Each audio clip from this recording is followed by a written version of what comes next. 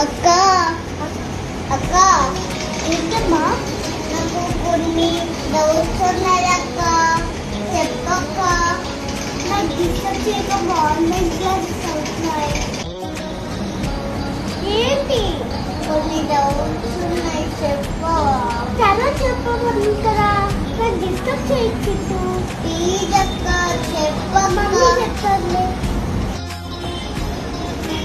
ఎప్పుడు ఏ డౌట్స్ వచ్చినా ఎవరు చెప్పరు. ఫైనల్ గా అడుగుతున్నా, చెప్తావా లేకపోతే చెప్పవా? అక్క నేను డిస్టర్బ్ చేయను. బాయ్.